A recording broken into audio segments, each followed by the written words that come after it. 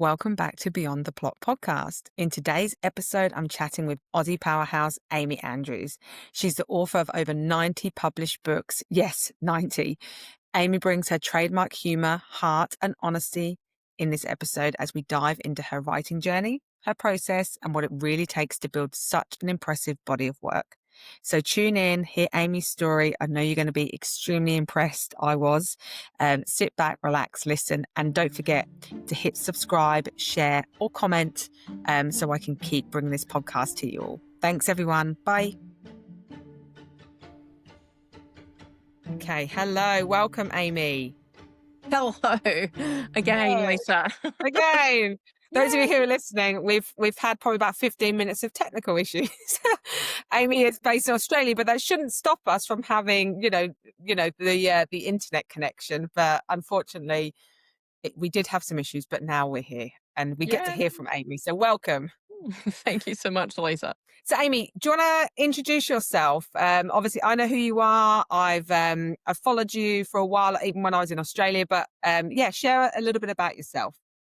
Sure. So I'm Amy Andrews. I'm an Australian author who has written 92, I think it is now, contemporary romance novels over a period of 20 years. This year's 2025 is the 20th anniversary of my debut release. So I've been writing for 20 years, published author for 20 years now.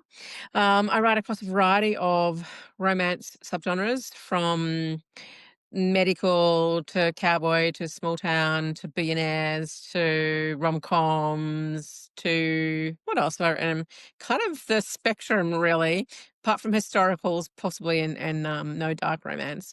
And I write on the sexier end of the sort of spectrum as well.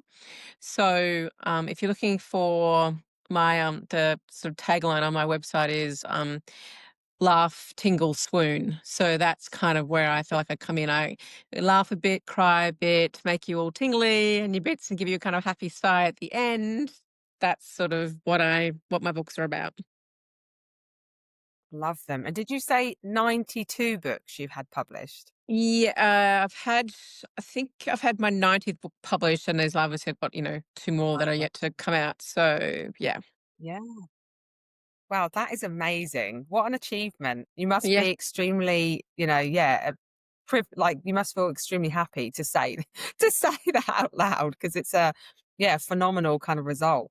Yeah. Sometimes it's hard to believe. But then sometimes, every book Yeah. feels like it's taken 6 years to write. So it feels like I'm always amazed that there has been that many, because some books are harder than others to write. So yeah. Yeah. So as I always like to do, I like to go back to the start Mm. because, when you first started to having published 90 books, I'm very interested to know kind of what that looked like. So when did your writing career kind of start? Like, was it when you were very young or what did that look like for you? So I know many, many authors who are friends who say that they wanted to be a writer from the time they were two, and they could staple paper together, and they just knew that's what they wanted to do. And that was not me. That was never me. I loved reading and read widely, and I loved English at school, and I wrote lots of, you know, creative writing stuff through school, and, like, lots of terrible poetry when I was a teenager, and, all that kind of stuff. But I never, it never occurred to me that that being a writer was like a legitimate job. And I don't know why, obviously, because I read books and there were authors out there that made livings out of it. But it never occurred to me that was something kind of within my realm of possibility. So Yeah.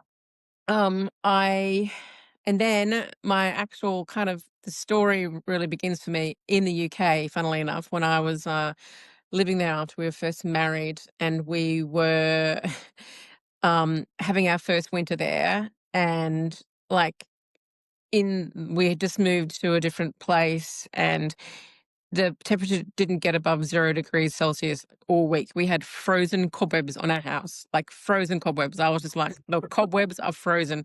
And I was in between jobs, and I had my name down. I was a nurse. I had my name down at the local hospital. And I was sort of waiting to hear about that. And I thought, what can I do that doesn't involve me getting off my electric blanket until I hear back from the hospital? And I thought, oh, I'll write that book that's in my head. And that was a real kind of like light bulb moment for me because really until that point in time, I hadn't really realized I had a book in my head. But I wrote that Yeah. book like in 10 days. 5,000 words a day for 10 days. Wow. It was a category romance novel for Mills and Boon. And I just like, Yeah. longhand. This was back pre personal computers in everybody's house kind of times, pre-internet. Yeah, I wrote that and I sent it off and I waited for 9 months and I got a rejection. And I just thought, okay, well, I will show you that I can write you a book that you will want to buy if it's the last thing that I do. So I always say that that first book, as terrible as it is, and it was terrible, um, just was in lots of ways my favorite book because it was the catalyst. It made me go, okay, right, I'm going to do this. I said rejection kind of, made me an author. It made me bloody minded, Yeah. that's for sure. But when I came back to Australia after that, I was like, okay, well, clearly I don't know what I thought I knew. I mean, I'd read romance novels all of my, life since I was sneaking off with my mother's like racy Mills and Boon when I was like 11 years old.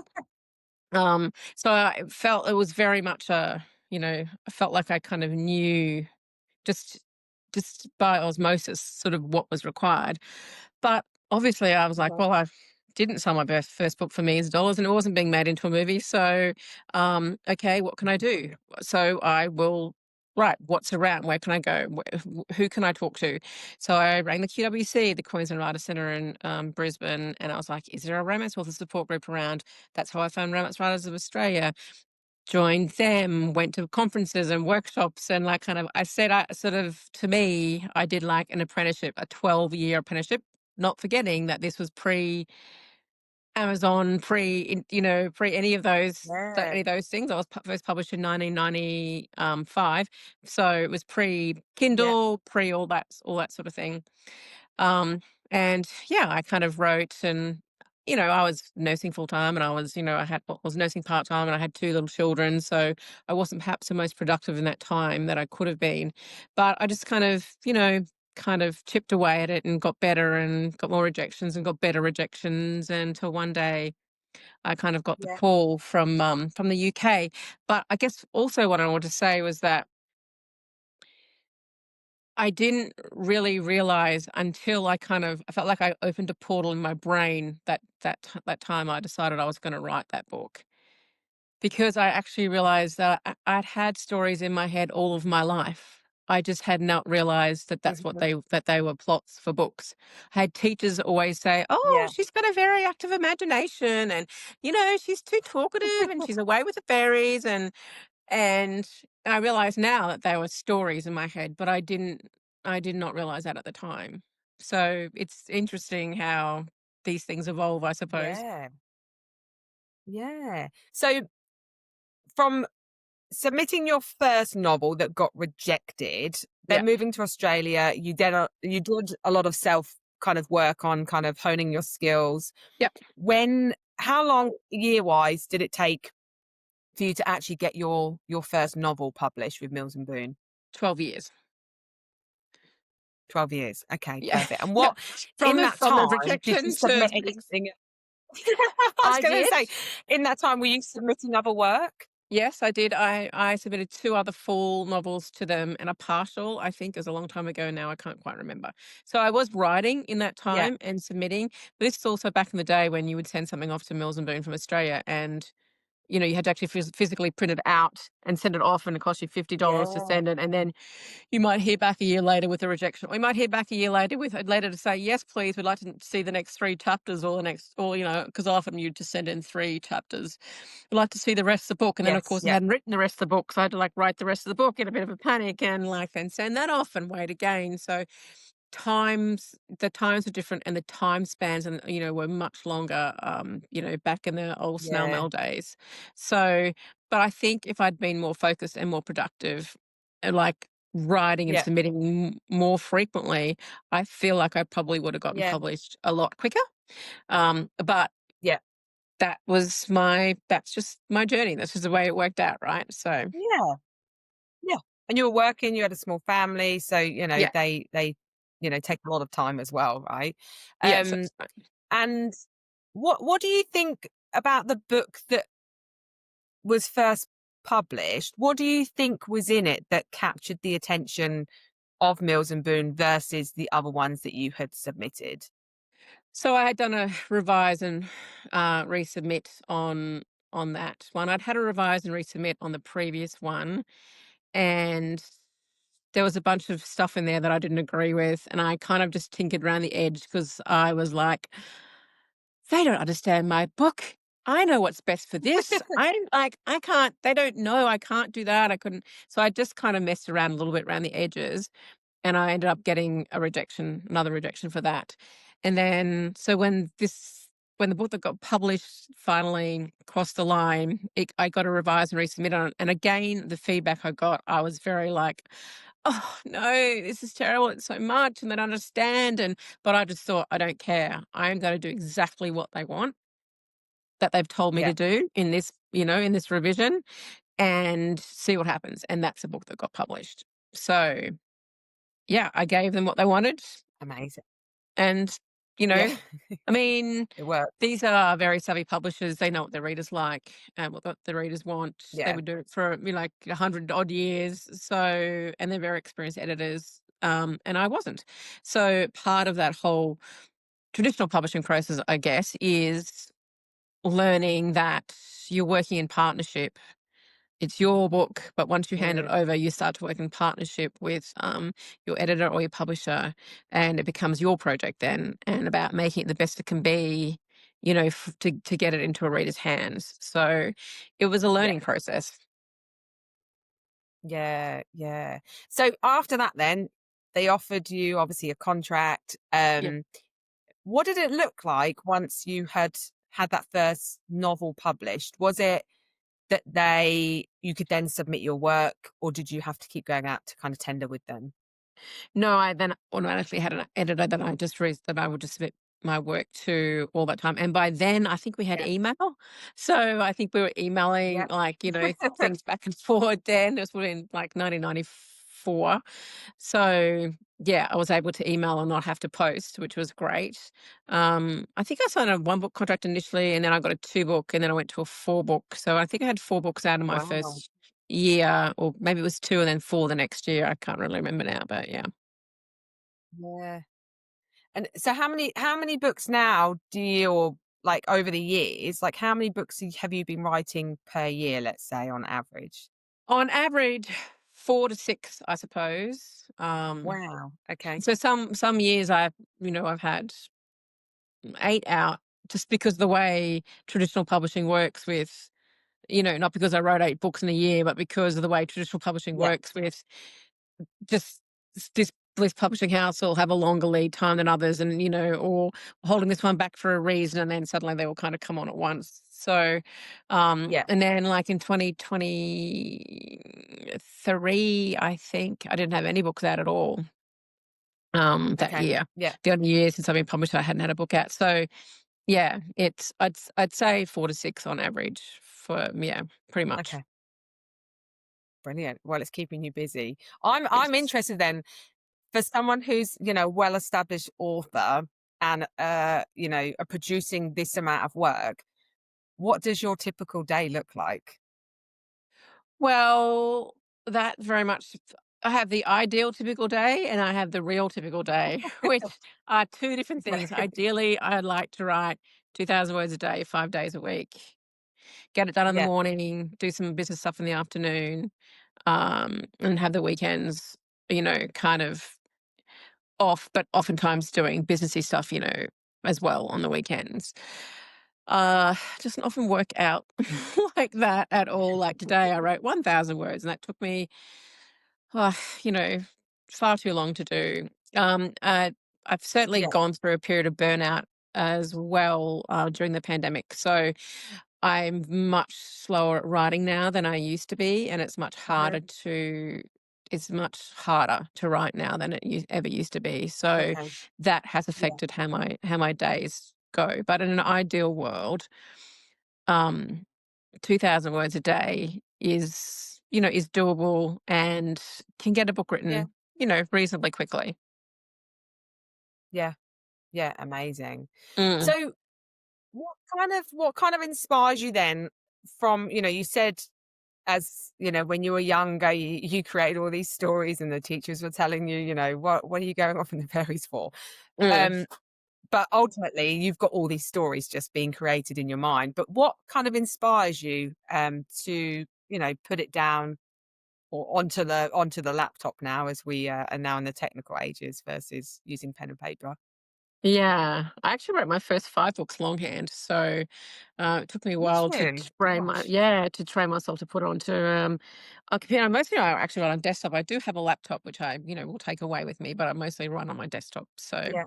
I'm pretty because I'm somebody who can't write with a lot of like noise. I can't go to a coffee shop and take my laptop and write. I can edit, but I can't Yeah. write because it's just Yeah. like sometimes if my husband is home and he's walking too hard, too like loudly in the house, I'm like, must you walk that loudly? Depending on depending on where you are in the story. So I kind of need silence. So I do write, I do type straight into my computer. Um, and now I completely lost the train of thought. What was the question? Sorry. I went off on a What tangent. inspires you?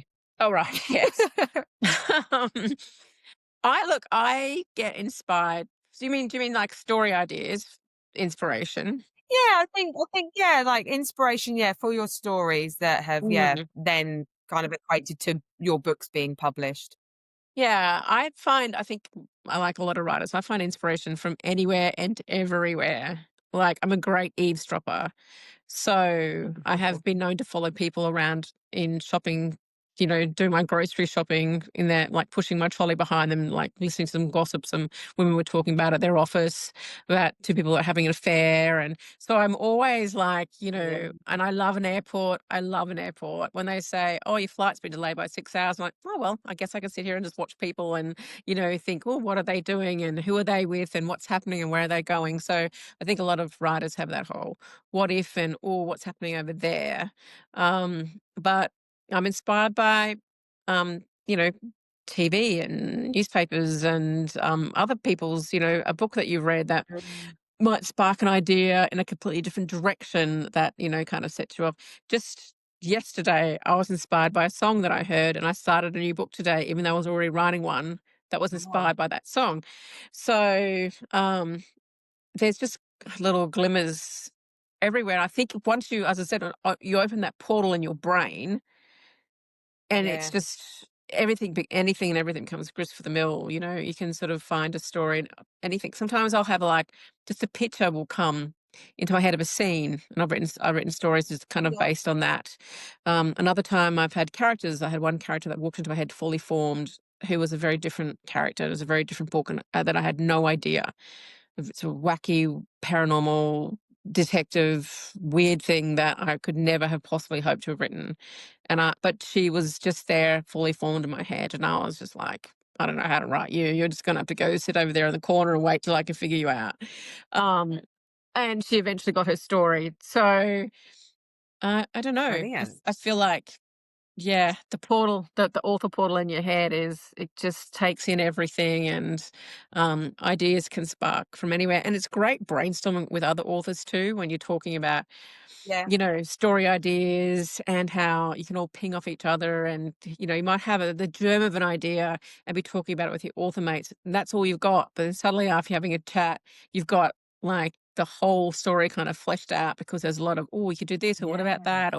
And you might not go with any of those things, but those things will, ping other ideas in you to like be able to develop your story. So yeah. the world is full of inspiration. It is, yeah, and it's great that you're very in tune with kind of listening to kind of your thoughts and what's around you, and then, yeah, just pulling it. That's amazing. You can just look at a picture and be like, "Oh, yep, I've got a story in mind." Mm, Um, mm. so you mentioned earlier that you're part of our, a romance, RWA, in Australia, and you've been obviously a member of theirs for many, many years. how, like, in terms of your network, is that where you have kind of, built your network of, like, author friends, or because I know obviously, you've just written a book, well, 4 different books with Pippa and, Claire. Um, And so how Rachel. does that kind of all intertwine to and Rachel, yeah, all intertwine Mm. together? So yeah, I know Pippa and Rachel and Claire all from writing for Harlequin. So, you meet through your publishers, you meet through RWA, you meet through publishers, you meet through going to conferences and, workshops and, library talks and all these different and festivals are wonderful like networking opportunities, right? I know lots of people out there Mm. who often can't afford to go. These things can be expensive, and they often can't afford to, particularly if you're not earning any money from your writing or you haven't, you're pre-published, and it's hard to justify the expense.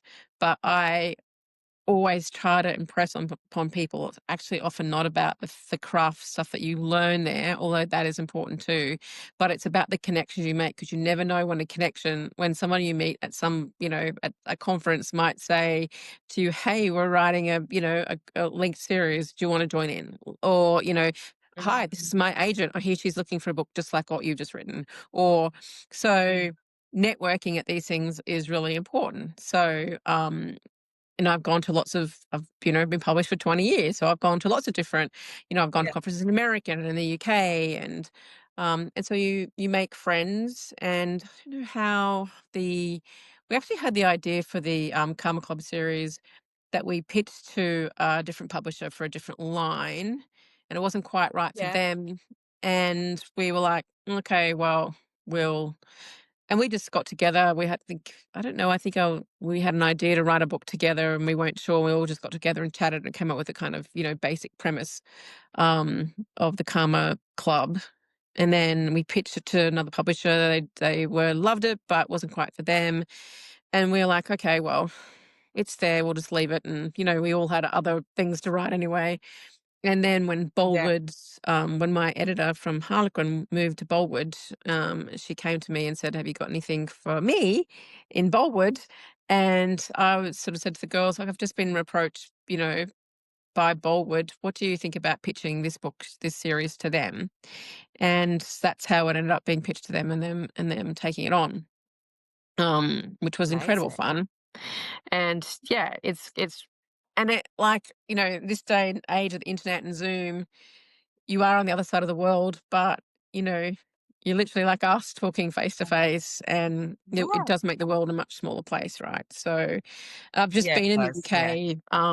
I just came back 6 weeks ago and I saw Rachel and Pippa then. So that was, I've never met Rachel face to face before. I've only met her online. I'd met Pippa Yeah, quite a few times. yeah, But Rachel and I were quite good friends, but we never actually met face to face. So to actually meet her, like, when I was there in September, October was great. yeah, that's so special, and like you said, it's so crazy that you can build a friendship virtually and then, yeah, meet someone, like, many years later, and Pippa was, actually sharing with me about, yeah, you all would, like, it might be morning one time, someone's drinking coffee and the other person is, drinking champagne, and, Yeah, you're all exactly. connected. Oh yeah, yeah. I've restrained myself tonight. I'm not drinking champagne, so So how was the tour? How was it, coming over and kind of showcasing those books to everybody? it was great. We ended up going to Edinburgh, to the Book Lovers Bookshop in Edinburgh, which is Yeah.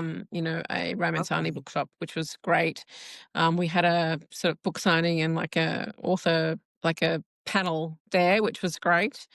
Yeah. And then Pippa and Rachel and I did a bit of a road trip back to Norfolk, where Pippa lives, and we did some like research for one of the books that I was writing, like writing a book about, Yeah. that sort of involves sea glass. So with lots of sea glass honey, and Yeah. we brainstormed potential ideas for another new series. Um, that we'd all write together with Claire. We were very sad that Claire wasn't there Yeah. as well. She has younger kids though, so it's a bit harder for her. Um, Yeah. so it was amazing. And I met up with my my editor from Bollywood there as well. We had a meeting about future projects. So, um, you get so much, you of course, talking like this is great, but actually it's amazing how much more you get done, face to face than Yeah. even Yeah. across, even face to face on a screen. Yes, yeah, yeah, exactly. Have you? Because I'm from Norfolk as well, so, literally Pippa Ah, and I don't live too far from each other, and we were oh, laughing about nice. it. And Yeah, so she's originally from London, right, and she was saying it was a yeah, bit of a culture shock when she moved, and I said I'd grown up here, then I lived in Australia for 15 years, and when I came back, I was like, "Yep, even though I grew up here, it's definitely a culture shock." It's amazing, and it's lovely, and it's so beautiful, but it's very different to a city life. So, yeah, did it's you true. like it? Yeah, yeah. Yeah. Really loved it. Like, we actually stayed with her for a couple of nights. It was fabulous, and because we lived in the UK for a couple of years after we first got married, so Yeah. we love the UK. We've been back several Yeah. times to visit, and like my daughter lives in Ireland now, so we come back. Oh, lovely. And she's about to have our first grandbaby, so we will be coming over twice a year now. So we'll always usually stop Wow. off in the UK Yeah. and like, boggle around and see Yeah. places there. So yeah, has a Yeah. has a soft spot for us because it's so very, as you know, it's so very different to Australia, right? So Yes. we Yeah. just adore pub life there. Like pub life in Australia is like, meh. Yeah. Pub life in the UK It is just, we love it so much. We literally do like the pub tour of the UK every time, wherever we are. We're like, oh, let's yeah. go there because there's a good They're pub. so So, quaint, aren't they? oh my goodness, just amazing. We love it. Yeah, same in Ireland. Um, yeah, it is. Yeah, yeah. I went to Dublin last year and, I've been to Dublin before, but yeah, we just went on a bit of um, a trip for a few days and, Mm, yeah, it was like just the culture, yeah, and the spirit that they have as well, which you yeah, kind of get, wrapped up in. yeah, exactly. Um, Brilliant. So I'm like, in terms of challenges that you've faced then throughout your career, what would you say some of the ones that are more significant to you, that you've had to overcome? I think there's probably been two really big challenges, Mhm. and not the first one's not just me. I think it was for traditional published authors, the advent of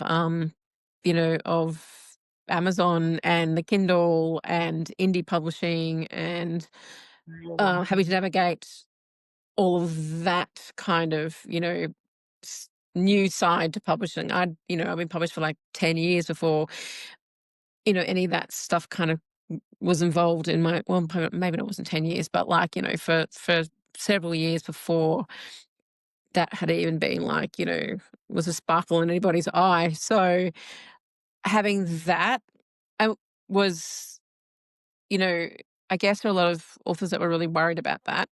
And I think there was a hard transition period for a lot of traditional authors and a lot of indie authors getting along together. That was a very, Yeah. bit of a fraught time. But it opened up so many opportunities for traditional authors as well to be in the digital space that weren't there before and Yeah. giving you a whole new audience. So it Yeah. was just, that was a bumpy time to navigate as everybody found a kind of a new normal, I suppose. Well, it's the most disruptive thing, obviously, Yeah. that happened in publishing in like a long, long, long, long, long time. So, Yeah. yeah, it had Mhm. its ups and downs. But I feel like, you know, most authors are hybrid now these days anyway. Like, Yeah. yes, I'm mostly traditional Yeah. published, but I have some indie books, but also my traditional books come out in digital and they come out in audio and Yeah. and they're in KU and they're in, Yes. so all the things, that are in the indie world too. There's big crossovers. So, um, it's, it's been, it was bumpy, but it's been, and I think it made books more accessible for lots of people as well, romance books, as well. It just took a Yeah. while, I think, for people to calm down a little bit about it and realize it wasn't necessarily, Mm. we'll all be ruined, the sky's falling in kind of thing. And I Yeah. guess then the next one was me going through burnout during COVID. That was really quite um 1 out of 10 stars, do not recommend, was not good at all. Yeah. It Were you just was writing all the time? Like, because obviously, yeah, COVID, we couldn't do anything, right? Especially Australia was I I find, because I was there in that period as well, I felt like Australia was very much stricter than, a lot of other yeah, countries where we yeah, were probably at Australia home a did lot more and couldn't go out. yeah, Australia did really well because we're really strict, of Yeah. course, there were, really harsh lockdowns in Melbourne and, I wouldn't like to necessarily have been there. I was lucky to live regionally in Queensland. Yes. Yeah. But I think it'd been coming for a long time, burnout, because I've been writing like a lot of words, a lot of books, Yeah. pretty reasonably at a reasonable clip, you know. I mean, there's obviously authors that can write faster, but you know, I'm no slouch. Like I can write reasonably, or used to be able to write reasonably fast, and I could see Yeah. it coming and just kind of did this one thing that you shouldn't really do, which was ignore it and think that it wouldn't happen to me, and um, and Yeah. then I was just like I was blowing deadlines and like and I think it was that and everything. It was the pandemic which made me really quite anxious, Yeah. and I'm not an anxious person. I'm an ex-nurse. I was anxious about the whole state of the Yeah. world. I could not stop watching the television. I had like every single I knew the names of every single state and territory health minister and chief health officer in Australia. I watched all of their conferences, their news conferences every Yeah. day. Yeah. And I had the TV going 24/7.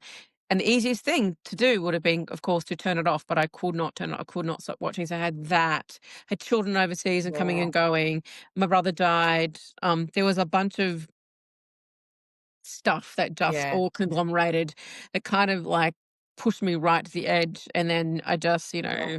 so I kind of say it was sort of slowly than all at once kind of thing. It happened, it Yeah. crept up quite slowly. And then, it just culminated in one morning. I was, I had a book that was due in and I was writing less and less words and was getting more and more panicked about the fact I was writing less and less words. And every day I'd wake up in the morning wanting to vomit, thinking, oh my God, now I've got to write the words I have to write today plus the words I didn't write yesterday. And then it would just like, build up and build up. And it just got so overwhelming. And I just couldn't get out of bed one morning. I just I just was laying there going, I just cannot go and face a computer. I can't do it. And that's not really me. Yeah. I'm not saying I'm the most energetic person in the world by any stretch of the imagination, but I can usually I can usually, game plan away how to, out of things or what Yeah. I should do to tackle problems. And didn't even have that. I didn't even know what I was going to do. I was like, I don't know what to do. Don't know where to go. This isn't me. And honestly, and I look back now, I think probably menopause was playing a role in that too, that I Yeah. didn't think about at the time, or perimenopause.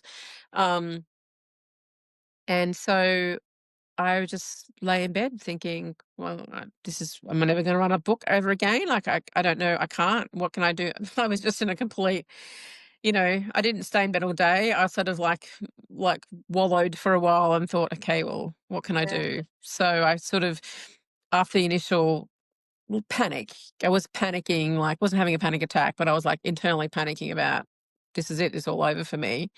And I know one of the sort of head honchos at Harlequin in the UK had left a couple of years beforehand and had her own business coaching, set up her own business Mhm. coaching business and like author coaching. And I thought, I'll I'll contact her and see if I can talk to her about it because I thought I needed help with, Yeah. what to do. And I had 4 sessions with her and it was great. That was really, really good. Really, I needed somebody to hold my hand through Yeah. everything, which Yeah. was, bizarre because I've been someone all my life, very organized, like always done 1,000 Yeah. things, volunteered in all these different things, as well as, night duty and children and sport and, you know, all the things and writing and doing all these different things. I was just Mhm. like, put another plate in the air and spin it right. But I just couldn't do that anymore. Yeah. And I needed somebody to like literally take my hand and help me through this step by step by step. So Yeah. because of course the thing to do would have been to just stop writing, but I couldn't. I had to get this. I was like, I'd already been behind on a previous book, and I was like, I need to get this Mm. book in. That is my number one priority, and then I can fall apart. So with the help of this, author coach, I got the book in. I asked for an extension, so I got it in about a month later than I wanted to, but I got it in. And then I just stopped writing for, I don't know, 3 or 4 months. And that was the best thing that I did, really. I Yeah. mean, Give I, yourself I a stopped break. creatively writing. I did Yeah. stop writing full stop for a while, but at the same time, I was me and Claire Connolly and Ellie Blake and Jen St. George formed the How to Write Academy together, and we wrote some online courses for people during the pandemic. Brilliant. So there was a How to Write Love Yeah. course, and there's a How to Self Publish and Sell course. So we wrote and curated that, and that was fine. I could write that. That wasn't creative. That was Yeah. like, so it was like I was still writing, but I could write. Yeah. It wasn't creative, so it came from this completely different like place in my head. So I was Yeah. still writing, I was still exercising that writing muscle, but it didn't draw from an emotional like a black hole that the actual creative writing was coming from. And that helped me too, Yeah. I think, being able to like write but not have to, write creatively. So Yeah. there were things Yeah. that helped me through it, but like certainly just stopping writing was the best thing because I needed to like Yeah. just separate myself from that from a bit. Yeah. Yeah, and I'm so sorry to hear that you went through that. I think the pandemic, yeah, created I don't know, Oh, we'd never been through that before, had we? So, I think completely. people who were, like you said, spinning multiple plates at one point in their life, then this happened and it just put everyone into chaos. And I mean, there were so many individuals that were coming out, so they had mental health issues and stuff afterwards. So it was just a very dark time, I think, for a lot of people. But It good on was. you for but good on you for reaching out to that coach and taking, that initiative and then actually realizing that I need to have a break in order for me to get past this because some people aren't uh, don't know what to do they? So it was yeah, it's Yeah. really nice to hear that you and now you're in a better place and you can Mm. keep doing what you love. The one thing that I've also learned about burnout was that that I thought I wasn't gonna ever have go through burnout, so that was wrong, and I did. Then I thought, "Okay, well, you go Mm. through burnout, and then you get better, and then it's gone, and then you just get on with life." And I know Yeah, now that it's burnout is just behind me always now. I can feel it yeah, just lurking, waiting to, like, yeah, claw me back again, which has been awful. Like, I didn't expect that or want that. That was a real mm, learning curve for me. It's made me write slower and made me realize I can't take on as many things as I would normally take on. I'm much better at saying no now, and I'm very selective about what I can yeah, take on and what I can put on my plate. Because I know there's so many things I've been offered, to do creatively that I would love to do, mm, but I just know if I take that on, then it's gonna have a terrible domino effect on the rest of things I've already said that I'm gonna yeah, do. So I have to be very yeah. selective and very protective of that, because I don't wanna ever go back back to Yes, back to yeah, that, in that bed that day. I don't ever wanna go back to that. So, yeah, yeah, I've just learned that it's kind of hanging around now for life, so I have to be yeah, very mindful of that. yeah. Yeah. Well, good on you for being mindful and listening because, yeah, like you said, you don't want to go back there. So you've got to be the number one focus, right? Because if you're not in the right headspace, then you can't produce these wonderful books that we all love to read. Um, so I have a question actually because I'm quite interested around the social media piece because obviously I know you're on Instagram, I know you're on TikTok, which I love your TikTok videos. Oh, I How do. did you Thank kind you. of yeah, I do, I do. I feel like you're doing it really well because I do. I'm rubbish at it and I'm trying to get better, but it's just I feel I like I'm always doing say so. that. I feel like I'm doing badly as well, so How do you navigate all that though? Because it must be really strange from you. Like you said, you've come from that era where you were like handwriting your mm, manuscripts to now coming into the technology era and we're just getting crazy now with AI, right? So yeah. how do you manage kind of the marketing side and using social media? Well, I guess there's a difference between or not actually between, indie published and traditionally published authors is that, indie publishing, they're very used to, being on social media and they're kind of born the same age of that. So, I've had to come Mhm. from kind of behind as far as that goes. Um, but traditional authors have to do is maybe not as much as indie authors, but well, your publishers Yeah. do demand that you actually are, doing quite a lot of stuff on demand's probably the wrong word, but they very much prefer that you do a lot of stuff on, social media of, your book and other people's books and, maintaining an authentic presence and blah, blah, blah, blah, blah. Um, Mm. and if it wasn't for being an author, I don't think I would be, well, I probably would be on some social media, but like, out of pleasure, not out of, kind of having to be Amy Andrews, author on, all of these sort of fronts. So I was, obviously first on Facebook, that was the first one. And that is still today where a lot of, readers still are, like not younger readers, Yeah. no, but like, so I maintain that presence and I try to post on that every day. I haven't been Yeah. a bit slack about that lately, but like I try, 3 or 4 times a week. And then I love Instagram, so that's easy. I loved it before I became, I had to follow a bunch of bookish kind of, accounts and people back when it was just like, whatever I wanted to follow kind of thing. But then it became like publishers were like, oh, you need to start following bookie people. And I'm like, oh, look, I suppose that's, Yeah. that's fair enough. And so Yeah. now I guess it feels a bit performative sometimes, which is the struggle, right? It's like you want to talk about Mhm. your stuff and I'm there as Amy Andrews Books because I want people to know my books and buy my books and, talk Yeah. about my books and love my books and do reviews about my books, all that kind of thing. Um, but it's still, it takes time. That's another thing, with the whole burnout. It's like you've got to be really careful how you allocate your time as well. So I try every Yeah. morning to do Facebook, Instagram, and TikTok. I went off TikTok for a Yeah. while. Like I have kind of come in and out of TikTok because I find it frustrating. Like I could stay on TikTok for like days, put a drip in me, and I would just happily scroll TikTok. Like Doom scrolling. I would like I love it. I think people there are so funny and creative and amazing, and I could Yeah. totally. But that's not how books get written. So I've got to get No. in and get out. Otherwise, same with Facebook. I get on and Facebook, put on what I want and get off because I know 3 hours later I'm going to be down some rabbit hole about, some golden thread somewhere that did something magical. And like, I'll be somewhere where I didn't plan to be. So I have to be really disciplined with that, which I'm pretty good at, but sometimes not very good at all. Um, Yeah.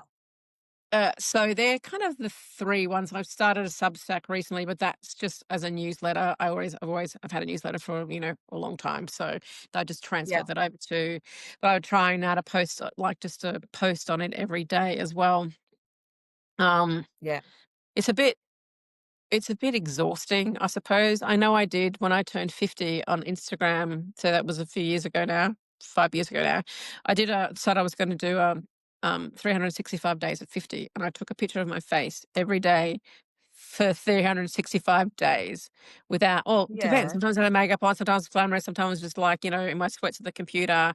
But just because Yeah. I was so sick of seeing so many beautifully curated, oh, this is 50, 50 is the new 40 kind of, faces that I was just like really shitted me off essentially. So I was like, no, I'm just Yeah. going to put my Yeah. face there and go, this is me. Sometimes it's going to look This is glamorous, me. sometimes it's not. But, this is, not these, highly curated posts to me are always a little, Right.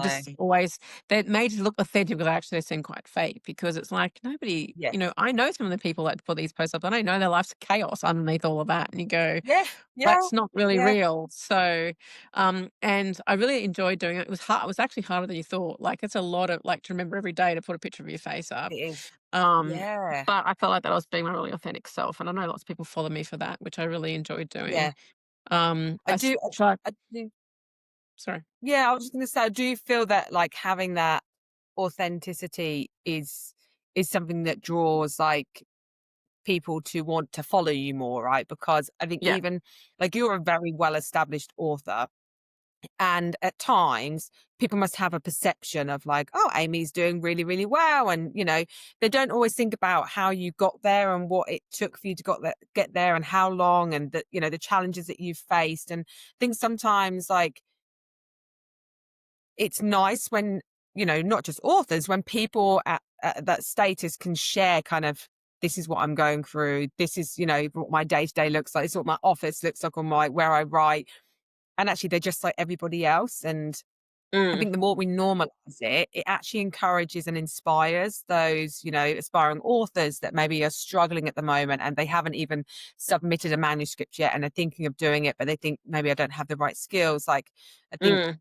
showing that vulnerability as an author is fantastic because, yeah, it's going to inspire people out there. And, we always need more authors, right? I think more books than what I love reading. So I'm always, interested to see kind of who else is, coming out and what books are being released. But yeah, I think keep showing your true self because that's what people love about you. And like I said, I think your TikTok's great because it shows a funny side as well. Oh, thank you for that. I like I say, it drives me nuts because I don't understand. I can't work out what works and what doesn't work, if you know what I Mm. mean. Like, I don't understand why Yeah. one post that takes 10 seconds, gets 2,000 views, and another one that, you're like, oh, people are going to love this. And like, it takes you like, an hour to edit it and get it all right. Oh, And then it gets like, yeah. 100 views. And that stuff just grinds my gears. I'm like, oh, it's Yeah. really, Yeah. um, that. So I actually went off it for a few months, like, while I was away overseas and all that kind of stuff. Yeah. So, and I kind of got back onto it again because we were wanting to, um, yeah, I had some more books coming out. So I thought, I'll get back on. But it's that thing, it's that balance as well as, normal Yeah. posts versus pushing a book post kind of, I sort Mm. of, I think because I'm there as Amy Andrews Books in those places, I kind of don't mind. I feel like I'm okay to talk more about books, I suppose. Yeah. But I like, particularly on TikTok, like there's so many fun things, funny, templates and stuff that you can use. Yes. Great Yeah, there music, are. and so actually, Yeah. I think it's fun, but I just have to be really aware that it is a time waster. And what are you doing? What's the purpose of doing it? What is your purpose for doing this? Your purpose for Yeah. doing this is, Yeah. you're actually here to try and, get people to, you know, buy your books, read your books. So Yeah. it's about keeping your eye on the prize, I suppose. Yeah, yeah, yeah. Because it's great. You could have like 1 million followers, which is fantastic, but you wanna make sure those 1 million followers are buying your books as well. And And talking about yeah, them, spreading. and yeah, Mm. that's right. Yeah, Although yeah, realistically, or even if you had like 100 followers who are passionate, yeah, people who are buying your books and talking about other people, that's kind of how it grows, right? Of course, yeah, would it be yeah, wonderful to have 1 million followers? Yeah, that would be great. But how many of those 1 million followers then go on to actually, you really want, what you're really after on any kind of yeah. social media platform is those hardcore fans who will buy anything that you write, from your Mm, shopping lists right through to, your funeral playlist and everything in between. They, you know, they're the people that you really want. And it's a big yeah, world out there, big, vast world.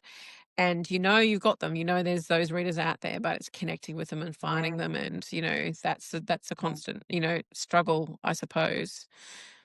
yeah. I don't know. Exactly, exactly. It's a mystery. But Well, I persist. I will persist. there'll be some probably new things coming out soon that we'll have to jump on, and yeah, I just feel like we're living in an era where you just never know what's gonna happen next. So, it's gotta Yeah, I know, and because take it AI take it and as it comes. everything. I know. I actually was on Mm, Pinterest today doing a Pinterest board for the book that just started, and I was wanting some cowboy, pictures, and I, it all seemed like it was everything. Every second picture was AI generated, and it was just yeah, I was like, surely I sad, can. isn't it? I was searching for a filter so I could filter that out because I was like, maybe there's a filter somewhere I Yeah, can just go, I do not want to see any AI images. I want to only see real people because yes. they still look so perfectly airbrushed. It's so obvious to I pick them because know. it's like, yeah, and Yeah, that's someone that's like, even if it's not, even if it's been AI kind of airbrushed or whatever, it just still looks so fake. yeah, So I was really yeah. surprised at that. Like, the last time I was on Pinterest, I don't remember there being so much AI content. No, I know, yeah, it's getting more and more, Mm. out there, which at the moment, like I said, you can spot it, but I swear, like, give it another year or so, and it's going to be really hard for us to Yeah. differentiate, which is Yeah. quite sad. Mm. Um, so where can people find you, Amy? So you've got a writing course, and obviously you're on social media. Where's the best place for people to find you and your books? So, all my social media handles are Amy Andrews Books. I have a website, amyandrews.com.au, which is actually in a bit of disarray at the moment. I'm getting a brand new website coming out with my new book, my new rom-com, big rom-com. I've got a big rom-com coming out in February next year called Engaged, Amazing. apparently. And so beginning of next year, I'll have a whole new website, and I cannot wait because it's long, long overdue. But that's Amy Andrews .com.au. If you're anyone that's out there who's interested in doing an online writing course for how to write love, or if you're interested in self-publishing, they can go to the howtowriteacademy.com, and there is you'll find out all the information that you need to if you're interested in doing any kind of an online course. Um and you can get my books on Amazon or in Australia in libraries or the usual places, bookshops, your favorite, e-tailer. I'm everywhere. Audio. Yeah, you can get me on all the library apps and yeah. Fantastic. Amazing. Well, I've had the best time chatting to you. So inspirational, and like you've got such a fantastic story. So I really appreciate you sharing it with us all today. It's been great chatting with you. I'm glad we finally got the tech sorted out. Yeah, you've got to, I thought that we would be nowadays, we wouldn't have this issue, but yeah, we still do, unfortunately. And Yeah. I don't know when it will change, but yeah, you've just got to laugh when these moments happen. I mean, it's better than the days of having to put a put a 50,000 word manuscript to the post and mail it over. We've come a long way, but you're, I'll you're take it. definitely saving some money and time there. That's right, exactly. Yeah. Well, all the best, Amy. I will chat to you very soon. Okay. Thank you so much, Lisa. Bye. You're welcome. Bye.